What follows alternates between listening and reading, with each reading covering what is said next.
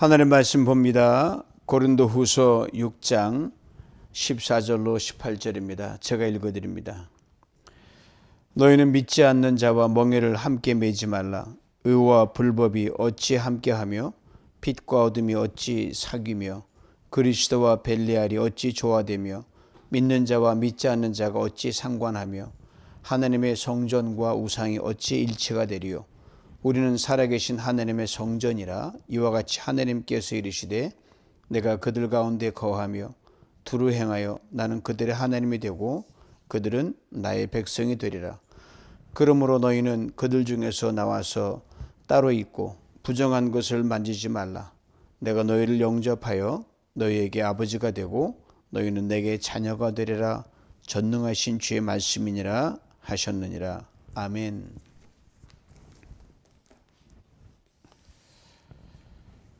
멍에를 함께 매지 말라. 우리 지난 시간에 큰 주제는 넓은 마음을 가지라 너희도 이렇게 했는데 좀 상치되는 그런 부분이 있는 것처럼 보이지만 굉장히 중요한 연관성이 있습니다. 마음을 넓은 사람은 누구와도 멍에를 같이 해야 되는 것이 맞는데 조금 모순되지만 굉장히 중요한 진리가 있습니다. 전혀 상치되지 않고 연결되는 귀한 말씀입니다. 바울이 오늘에 짧고 단호하게 말씀을 합니다. 지난 시간에 넉넉한 마음을 하나 놓고 믿지 않는 자와 멍에를 함께 매지 말라 그랬어요. 단서가 있죠. 믿지 않는 자와라 그랬습니다. 이거는 그들과 아예 상종을 하지 말라는 게 아니라 방향의 명령입니다. 누구와 멍에를 매느냐에 따라 우리의 삶의 방향이 결정되기 때문입니다. 고대 농부들은 두 마리 소를 결의해서 멍에로 엮었습니다. 그 나무로 된 건데 그걸 딱 묶으면 머리를 묶여서 한 마리가 일로 가면 이 한 마리가 그저 쫓아갈 수밖에 없어요. 자기 의지와 관계없이. 같이 멍에를 매면 그냥 그 방향으로 같이 가야 되는 거예요. 누가 주도권을 쥐냐에 따라서 그냥 끌려가는 거예요. 자기 의지와 관계도 없이. 그러니까 단순히 짐을 지는 도구가 아니라 방향과 속도와 목적을 지향해서 그냥 같이 가는 겁니다. 망하면 같이 망하고요. 흥하면 같이 흥하는 그런 겁니다. 그래서 바울은 믿지 않은 자들과 멍에를 함께하지 말라는 겁니다. 불신자를 사랑해야 되죠. 그들 영혼도 우리도 먼저 이방인이었을 때 우리 하나님 우리를 구원하셨으니까 그들도 구원에 들어와야 되는데 그들이 예수를 모를 때에 세상의 죄와 불의에 묶여서 글로 가는 그 멍에는 함께 매지 말라는 겁니다. 우리가 매야 될 것은 사람과 세상의 멍에가 아니라 하나님이 지어주신 사랑의 멍에밖에 없습니다. 우리 하나님과 함께 걸어가야 되죠. 하나님 주신 멍에는 하나님이 주도하시니까 그 길 가면 생명의 길이요, 진리의 길이요, 사는 길이죠. 세상에 사람의 눈치를 보고 그 사람이 지우는 거에 따라서 눈치 보고 어떤 위세에 눌려서 쫓아갈 수밖에 없지만 그 멍에는 진짜 끌려가기 때문에 불편합니다. 원치 않습니다. 그렇게 비율을 맞추고 가다 보면 하나님이 원하는 쪽으로 가지 않으니까 이건 뭐 양쪽 다 중간에서 피곤한 거죠. 하나님 쪽도 아니고 세상 쪽도 아니고. 바로 이 바울이 말한 멍에는 주인됨에 누가 나의 주인이고 인생의 주도적으로 끌고 가는 주체가 누구냐를 바울이 이야기하는 거예요. 그래서 바울이 5가지 대조적인 이 팀을 연결시켜서 우리 강하게 강조합니다. 의와 불법, 빛과 어둠, 그리스도와 벨리알, 믿는 자와 불신자, 성전과 우상. 도저히 두 개가 같이 양립할 수 없는 개념입니다. 의와 불법이 같이 할 수 없잖아요. 물과 기름이기 때문에 빛과 어둠이 같이 수 없어. 무엇이 하나를 주도해서 그걸 덮어버려야 됩니다. 나란히 힘겨루게 할 수 없단 말입니다. 함께 할 수 있는 게 아니라 멍에를 메고 같이 갈 수 없는 존재들이죠. 그리스도인은 언제나 누구와 멍에를 맬 것인가의 싸움입니다. 세상에서. 그죠? 선택이 우리에게 주어진 거죠. 그리고 그리스도인이 매어야 될 멍에 대해서는 예수님이 오래전에 이미 말씀하셨어요. 여러분 잘 아는 마태복음 11장 28절 나오잖아요. 내 멍에를 매라고 말씀하시단 말입니다. 들어보세요. 수고하고 무거운 짐진 자들아 다 내게로 오라. 너희를 쉬게 하리라. 나는 마음이 온유하고 겸손하니 내 멍에를 메고 내게 배우라. 그리하면 너희 마음이 쉼을 얻으리니 이는 내 멍에는 쉽고 내 짐은 가벼움이라. 주님이 큰 멍에를 쥐고 그 속에 들어가서 주님 유도하는 대로 가면은 힘이 안 든 거예요. 쉬워졌는데 무게로 느껴지지 않는 거예요. 그 멍에만 매라고 말씀하셨어요. 내 멍에를 매라. 그거 하나만 매야 되는 멍에라고 말씀하시죠. 바울이 말한 부정적인 멍에, 세상의 멍에, 우상의 멍에, 불법의 멍에, 이걸 벗은 자에게 주님은 새로운 당신의 멍에를 씌워주십니다. 멍에 없이 살아갈 수는 없습니다. 반드시 우리 짐을 지어 가야 되는데 그리스도의 멍에만 지어 가는 거죠. 그 그리스도가 지으신 멍에는 강요가 아니라 동행함의 멍에고요. 억압이 아니라 은혜에 따라 주어지는 멍에입니다. 고통이 아니라 그 멍에를 매면 쉼이 있습니다. 여러분 그냥 어디 등산 갈 때 혼자 가는 것보다 자그마한 배낭 그 메고 가면 든든하지 않습니까? 그거 마찬가지예요. 그리고 우리가 피해야 할 것은 멍에 그 자체가 아니라 잘못된 멍에는 쥐어서는 안 되는 겁니다. 사람의 멍에는 우리를 지치게 하지만 예수의 멍에는 우리를 살게 합니다. 사람의 멍에는 죄의 짐을 더 얹어버리고 예수의 멍에는 죄의 짐을 벗기십니다. 그리스도 멍에는 혼자 지는 짐이 아니라 주님이 함께 져주시는 짐입니다. 그분이 한쪽에 계시고 우리가 다른 한쪽에 있는데 이분이 거의 다 끌고 가는 쫓아가기만 하면 돼요. 그분이 방향을 잡고 가면 따라가기만 하면 됩니다. 그분이 힘을 주시기에 우리는 쓰러지지 않습니다. 우리가 매야 할 멍에는 이겁니다. 하나님과 함께하는 멍에, 예수와 함께하는 멍에, 즉 원론적으로 말하면 십자가를 치고 가는 멍에죠. 그래서 예수님은 아주 그냥 심플하게 말씀하셨어요. 나를 따라오고 싶냐? 그러면 자기를 부인하고 자기 십자가를 지고 나를 따르라. 너에게 준 작은 멍에를 쳐야지만 나를 따를 수 있다는 겁니다. 굉장히 짐처럼 보이지만 주님이 덜어주시고 주님이 도와주시고 주님이 주도하기 때문에 실상은 가벼운 멍에라고 말씀하시고 그 안에 쉼이 있다고 말씀하십니다. 이 바로 멍에의 역설이죠. 이 바울의 멍에를 함께 하지 말라는 것은 분리의 명령이 아닙니다. 잘못된 멍에를 벗고 참된 멍에로 갈아타라는 걸 말합니다. 세상과 멍에는 끊으라는 명령이지만 그리스도의 멍에는 매라는 명령이지요. 복음의 역설이기도 하고요. 주님이 오셔서 그 자리를 채우시기 때문에 그렇습니다. 내가 그들 가운데 거하리라. 사랑하는 성도 여러분, 말씀 멍에 없이는 살 수가 없습니다. 누구나 다 짐을 지어 갈 수 있어요. 세상의 멍에를 매면 세상이 우리의 주인이 되는 거고요. 주님의 멍에를 매면 주님이 우리의 주인이 되십니다. 둘 중 하나의 멍에는 반드시 져야 되는데 어떤 멍에를 질 것인가? 이걸 우리의 선택이죠. 바울은 이렇게 우리에게 들려집니다. 세상과 멍에를 매지 말라. 주님과 멍에를 멜라.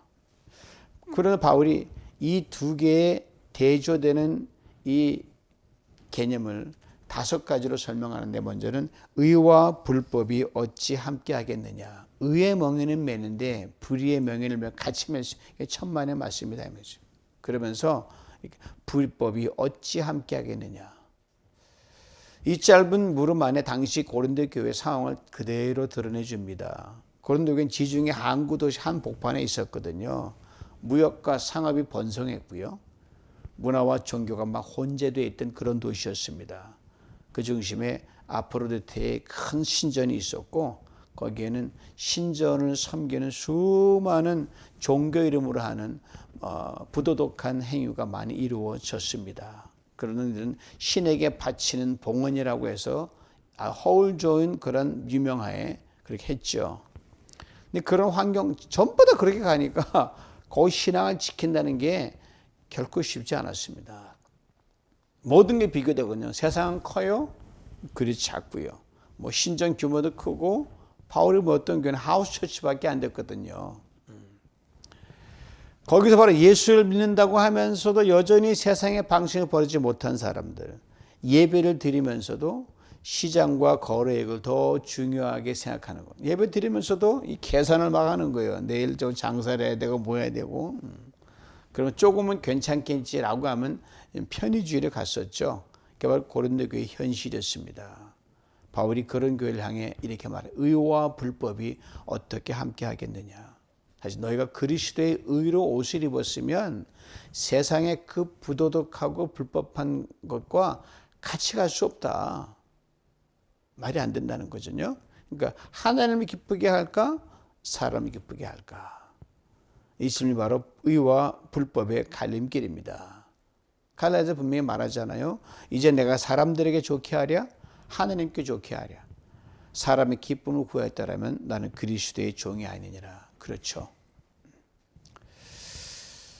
하나님을 기쁘게 하다 보면 세상에 미움받을 수밖에 없고요. 세상을 기쁘게 하다 하나님께 기쁨을 주지 못합니다. 두 개를 병행할 수가 없습니다. 이거죠.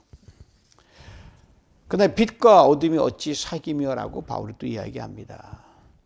고린도 교회에서는 빛과 어둠이 공존하는 도시였습니다. 라스베가스에서 뭐 밤에는 휘황찬란한 빛이 나지만 낮에는 칙칙한 잿빛 도시로 변하거든요. 겉으로는 번영과 화려함이 난무하고 있었고 그 이면에는 도덕적 타락과 우상 숭배가 어둠이 짙게 깔려있던 도시가 바로 그겁니다.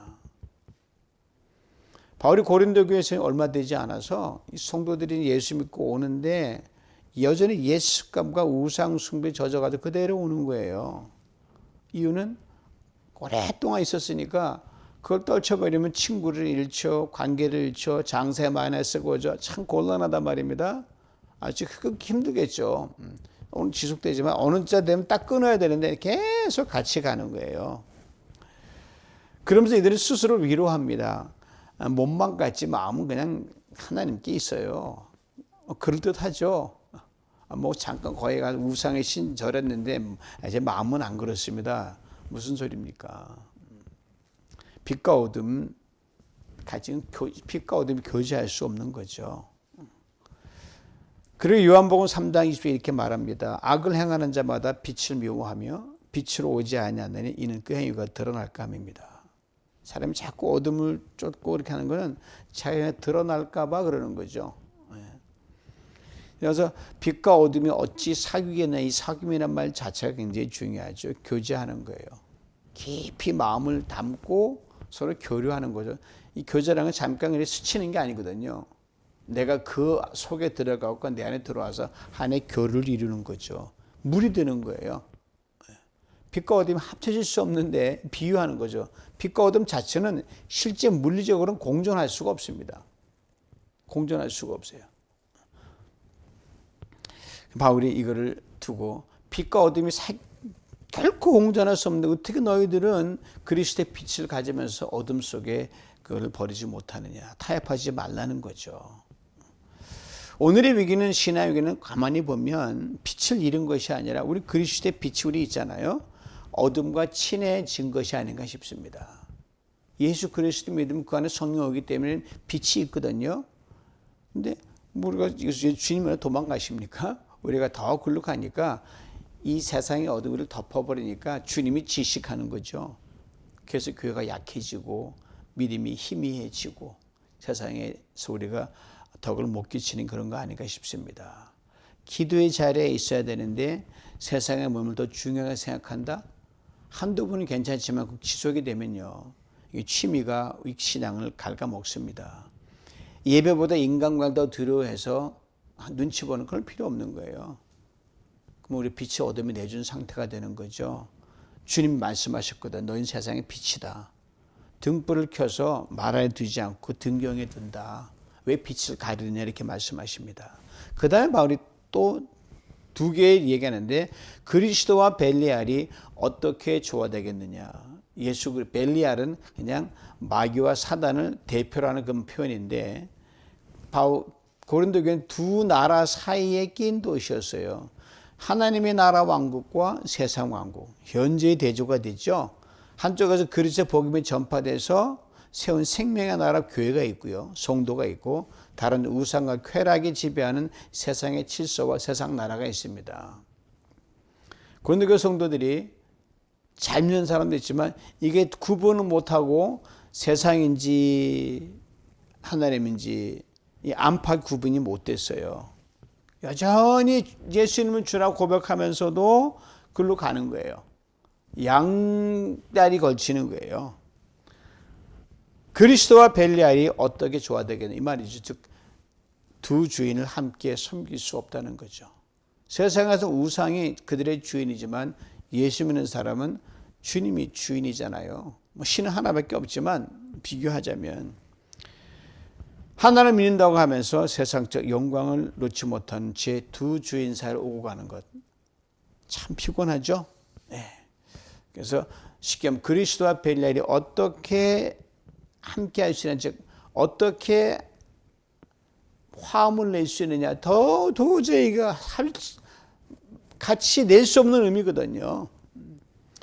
그리스도는 거룩한 영이에요. 벨리알은 사단의 영은 자기 이름 악한 영이죠. 그리스도는 섬김과 낮아짐인데 이 벨리알 사단의 영은 교만과 높아짐의 영입니다.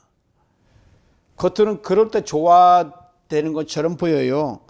신앙도 좋지만 현실도 챙겨야죠. 예, 일리가 있지만 교회도 항상 소통하되 타협하면 안 되는 거거든요.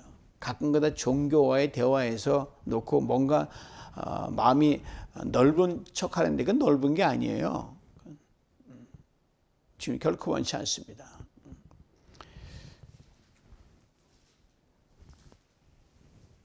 우리는 벨리알 리듬에 맞춰 춤을 추고 있다. 이 고린도 교회 성도들이 말을 하는 거죠. 그래서 한 사람이 두 주인을 섬기지 못할 것이니 거기를 미워하고 저를 사랑하거나 거기를 중히 여기고 저를 경히 여길 것입니다. 이런 면에서 우리 기독교 신앙은 독선적일 수밖에 없습니다. 나쁜 독선적이 아니라 하나님과 어떻게 우리 비교할 수 있습니까? 기독교 신앙은 종교가 아니라면 이는 살아계신 하나님에 대한 우리의 저거죠. 신뢰 믿음이죠. 종교는 인간이 만들어 놓은 것이고. 그렇죠. 예, 그리스도와 벨리알은 함께 설 수 없습니다. 예수님이 주인이시면 다른 주인을 내려놓아야 됩니다. 벨리알 꼭 사단 마귀라고 해서 이게 무슨 뿔 달린 그게 아니라 내가 주님보다 중시하는 모든 것들은 내려놓는 거죠. 그다음 바로 또 말합니다. 믿는 자와 불신자가 어찌 상관하며 당시 바울이 염두에 두고 있는 고린도 상황을 그대로 얘기합니다. 다양한 인종과 종교 계층이 어울리는 그런 사회였거든요. 그리스도인들은 거의 모두가 이 불신자들하고 연결 안 될 수가 없어요. 장사를 하든 관계를 뭐든 다 그냥 긴밀 톱니바퀴처럼 꽉 물려 있어요. 또 바울이 고린도에 세우기 전에는 그게 다 했으니까 그 오랫동안 왔다가 끊어낼 수 없잖아요. 전히 우상을 섬기고 그런 생겼단 말입니다. 제사를 드려야 되고 우상 연결되어 있는데 그래서 고린도 교회는 이런 아주 심플한 질문이 늘 대두되어 있어요. 불신자 친구의 잔치에 가도 될까요? 상당히 이 단순한 대답이 나올 수가 없죠. 기준을 정해야 되니까. 믿지 않는 남편과 어떻게 살아야 되나요? 이미 고린도전서 나왔잖아요. 신전에서 제사 드린 고기를 먹는 건 죄인가요? 굉장히 프랙티컬한 걸 바울이 이미 고린도전서에 다뤘거든요. 단순한 교제 문제가 아니라 신앙의 경계와 정체성을 시험하는 현실의 문제이기 때문에 굉장히 신중해야 됐고 넉넉하면 가지 그게 아니습니다. 가면 반드시 손해되게 돼 있거든요. 이런 상황을 염두에 두고 바울이 얘기하는 거예요. 믿는 자와 불신자가 어찌 상관하겠느냐. 불신자는 미워라는 게 아니라 어디까지 함께 갈 수 있고 어디서 멈춰야 하는지를 똑바로 분별하라는 겁니다. 이 상관한다는 말이 뭐냐면요. 믿는 자가 불신자와 같은 몫을, 같은 방향의 삶을 같은 기준으로 같이 그냥 구별 없이 그냥 예수 믿는 사람이 하나 구별 없이 막 한 대 뒤엉켜서 그냥 같이 간다는 거예요. 그러면 안 된다는 걸 바울이 얘기하는. 신앙인의 삶은 뭐예요? 예수 그리스도를 중심으로 한 새로운 가치 질서 속에 이루어져야 됩니다. 하나님 나라가 중심이에요. 예수 안 믿는 사람, 세상의 질서가 그들의 가치 기준이죠. 같이 섞일 수가 없습니다. 연대할 수가 없는 거예요. 영적 동일시하면 안 된다고 바울이 이야기하는 겁니다. 같은 목적, 같은 중 가질 수가 없다는 것이죠. 그것이 바로 믿는 자와 불신자가 상관하는 자리란 말입니다. 마음의 주도권 해상에 빠지기 때문에 그렇습니다. 사랑은 관계를 포기하지 않는 겁니다. 그를 미워하라는 거 아니죠. 그러나 진정한 사랑은요, 진리는 결단코 양보할 수 없습니다. 싸울 필요는 없죠. 당신이 그건 진리가 아니다라는 건 분명히 얘기할 수 있어야 돼요. 당연하죠. 타협이 아니라 구별 속의 포용이 바로 그리스도의 사랑입니다. 바울이 상관하지 말라는 말의 진의는 이겁니다. 고린도서 5장에 이렇게 말했어요. 세상에는 음행하는 자들, 탐하는 자들, 토색하는 자들과는 도무지 상종하지 말라 하는 뜻이 아니니 그리하면 세상 밖으로 나가야 할 것이라고 바울이 말했거든요. 그렇죠. 뭐 여기도 저기도 안 되면 세상 밖으로 가 살아야 돼. 그럴 수는 없잖아요. 그 세상 속에 세상 안에 들어가야 되는데 세상에 속해서는 안 된다는 거죠. In the world이지만 not of the world예요. 세상 속에 살아갈 수밖에 없지만 그들의 방식과 가치에 상관되지 않게 구별되게 살아가라는 거 말입니다. 가치 시대 같지 않은 삶, 구별된 삶을 살아가야 된다는 겁니다. 이게 쉬우면서도 여러분 굉장히 어렵습니다. 함께 일하되 가치의 기준은 달라야 되고요. 함께 대화하되 마음의 주인은 달라야 되고요. 함께 살아가되 목적지는 달라야 합니다. 이미 고린도 나왔잖아요. 결혼했는데 본의 아니게 예수 안 믿는 불신자 배우자와 살아가면 굉장히, 그래서 신앙이 같지 않은 사람 결혼하면 참 힘들거든요. 그때 기도와 섬겨 배우자로 섬기되 신앙의 방식은 양보하면 안 된다는 거죠. 직장 쓰고도 마찬가지예요. 예수 믿는 사람 직장에 보내졌는데 거기서 빛의 직장인으로, 정직한 직장인으로 가야 되는 거죠. 모두가 다 그렇게 나도 이렇게 적당히 간다 아니라는 거예요. 친구 사이도 마찬가지입니다. 이 기독교 신앙의 이 분명 정체성은 그 누구하고도 양보할 수가 없습니다. 비타협입니다. 그 다음 바울이 마지막으로 하나님의 성전과 우상이 어찌 일치되겠느냐.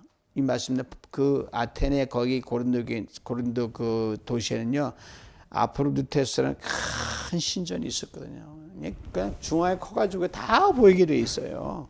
거기 가 사람 거기 보고 매일 보고 제사 드리고 제물 드리고 부도덕화 향해하고 오고 향을 피우고, 거기 못 가면 길 못하게만 세워서 온통 천지가 우상덩이였었어요.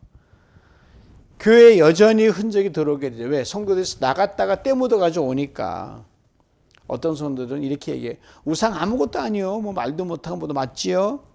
그래서 우상 제물 나눠놓고 막 그랬단 말입니다. 맞죠? 왜? 하나님께 우상에 드리기 전에 하나님 주신 거니까 괜찮다고 말을 했지만 우상 제물을 먹는 걸 보면 믿음이 약한 형제가 시험에 떨어지니 가지 말라고 그 기준이 딱 있었거든요. 바울이 단호하게 얘기하면 이왕이면 분명하게 하라. 거기 꼭 먹어야 되냐. 하나님의 성전과 우상이 어떻게 나란히 갈 수 있겠냐고 바울이 말하는 겁니다. 성전은 하나님이 내려오시는 것이고 우상은 아래로부터 인간이 만들어낸 아이들이죠. 성전에는 은혜가 있고 우상 중심의 욕망이 자리 잡고 있습니다. 바울이 말하잖아요. 오늘 16절에 너희가 하나님의 성전이라. 즉 우리 삶 전체가 하나님 예배 드리는 선언을 말하고 있죠. 우리에게 지금 돌로 만든 우상은 없습니다. 여러분 무슨 신전의 우상 그런 거 없잖아요. 보이지 않는 우상이 우리에게 큰 아킬레스건입니다. 하나님보다 더 의지하는 것, 하나님보다 더 두려워하는 것, 하나님보다 더 사랑하는 것, 이게 전부 우상입니다. 다 유혹에다 저도 다 유혹에 빠집니다. 거기 돈이 될 수 있고요, 명예가 있을 수 있고요, 자녀, 성공, 인정, 종교적 행위 자체 어떤 헌신이 다 우상이 될 수가 있어요. 그걸 잘 봐야 되는 거죠. 그것이 마음이 점령하면요, 신앙생활을 해도요 기쁨이 없고요, 늘 흔들거립니다. 왜요? 그 마음 성전 안에는 한 주인밖에 허용이 안 되거든요. 딱 한 자리밖에 없어요. 주님이든 우상이든. 예수님이 예루살렘 성전의 상을 뒤집어 엎으며 말씀하셨잖아요. 내 집은 만민이 기도하는 집이라 너희는 강도의 속으로 만들었도다. 욕망이 그 성전을 다 엉망으로 만들어놨어요. 예수님이 주인으로서 성전을 깎으며 청소하죠. 내가 주인인데 너희 도대체 누구를 주인으로 갖다 놓고 성전을 갖다가 어지럽히느냐. 성전의 삶을 살아라 이 말입니다. 성전은 하나님이 임재하는 자리입니다. 이 성전은 지금 건물 성전뿐 아니라 이제는 우리 삶 자체가 그냥 성전입니다. 왜? 분명히 너희는 하나님의 우리는 여러분과 저는 움직이는 성전이에요. 우리 교회 성도들 한 분 한 분이 다 성전이니까 엄청나죠.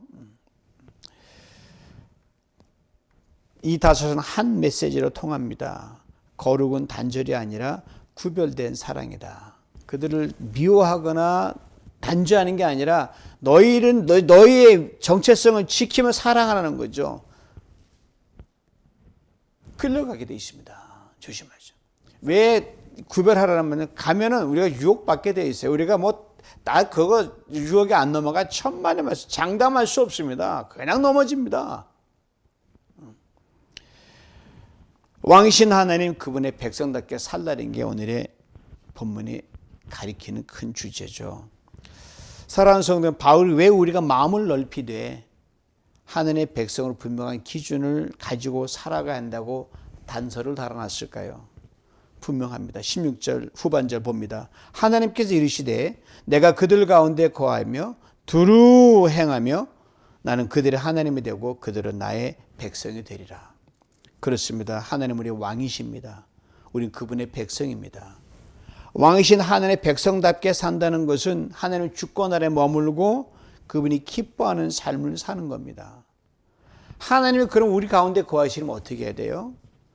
그분의 임재를 잃지 않으려면 바울이 보여준 5가지 기준, 의와 불법, 빛과 어둠, 그리스도와 벨리알, 믿는 자와 불신자, 하나님의 성전과 우상, 거기에 분명한 경계를 놓고 그 경계를 무너뜨리지 말고 경계를 잘 지킨 가운데서 너를 먼저 세운 가운데서 품으라는 겁니다. 그리고 마음을 넓히라는 거예요. 이거 관계없이 다 품어라? No. 아닌 건 아니라고 말해 주셔야 되거든요. 이 경계는 세상으로 도망치는 담장이 아니라 세상 속에 들어가서 거룩하게 살기 위한 울타리입니다. 우리는 세상과 하나가 되기에 부름받은 존재가 아닙니다. 하나님과 하나가 돼서 세상 속으로 들어가 세상을 바꾸는 빛과 소금으로 부름받은 것입니다. 그래서 세상 속으로 들어가되 어두운 세상에서는 빛으로, 불의한 세상에서는 의로, 우상 가득한 세상에서 하나님의 성전으로, 사람들 가운데서 하나님의 백성으로 살아가야 합니다. 그때 우리 안에 거하시는 하나님께서 우리를 통해 세상 속에도 거하셔서 놀라운 능력을 나타내십니다. 하나님이 우리 안에 임하시고 우리를 통해 이 땅을 거룩하게 하십니다. 바울은 결론 이렇게 압축합니다. 너희는 그들 중에서 나와서 따로 있고 부정한 것을 만지지 말라. 그리하면 내가 너희를 영접하리라. 나는 너희 아버지가 되고 너희는 내 아들과 딸이 되리라. 전능하신 주의 말씀이니라. 사랑하는 성도 여러분, 이 말씀은 세상과 딱 끊고 그냥 보기 싫다고 떠나라는 게 아니라 영접의 약속이 먼저 하나님을 깊이 모셔드리고 너희가 너답게 설 때 내가 너를 안아주고 세상 속에서도 넉넉히 이기게 하라 이 말씀이거든요. 세상 속에 살지만 세상에 속하지 않고 사람들 가운데 있지만 하늘의 백성으로 살고 마음을 넓히되 거룩의 경계를 지키며 사는 성도, 하나님 이 사람들을 기뻐합니다. 그렇습니다. 거룩은 고립이 아니라 하나님의 임재를 회복하는 지름길입니다. 구별은 단절이 아니라 하나님과 동행하는 자리입니다. 우리 하나님께 속한 자로 살아갈 때 우리의 삶과 주인이 하나님의 왕으로 오셔서 우리를 통해 세상을 넉넉히 빛으로 거룩한 땅으로 바꾸십니다. 이 말씀 우리 모두 마음에 새길 수 있으면 좋겠습니다. 우리의 삶의 멍에는 세상의 멍에가 아니라 예수의 멍에요, 복음의 멍에요, 사랑의 멍에입니다. 그 멍에를 메고 하나님과 함께 걷는 자 되시길 축복합니다. 그 바로 하나님의 백성이기 때문입니다. 세상의 소리에 결단 흔들지 마십시오. 왜 속 좁으냐? 예, 거룩한 경계에 지키에 속 좁다는 소리 들어도 괜찮습니다. 하나님께서 귀를 기울이며 왕이신 하나님과 걸어가는 거룩한 백성으로 서시면서 날마다 승리하는, 그래 세상을 바꾸는 놀라운 하나님의 임재의 주인공 될 수 있기를 주님의 이름으로 축원합니다. 주님, 우리의 마음을 넓혀 주시옵소서. 그러나 그 넓은 마음이 하나님의 경계 안에서 사랑하게 하옵소서. 주님, 우리의 걸음을 인도하여 주옵소서. 세상 속에서 거룩하게, 사람들 속에서 복음답게 삶의 자리마다 성전의 빛으로 살아가게 해 주시옵소서. 그래 하나님 우리 가운데 거하시고 우리는 하나님의 백성으로, 하나님 우리 아버지로 우리 모두의 삶이 하나님의 거하는 거처가 되어 세상에 감당 못한 그런 사람으로 날마다 승리, 거룩한 백성으로, 하나님 기뻐하는 백성으로 자리매김하도록 축복하여 주시옵소서. 예수님의 이름으로 기도하옵나이다. 아멘.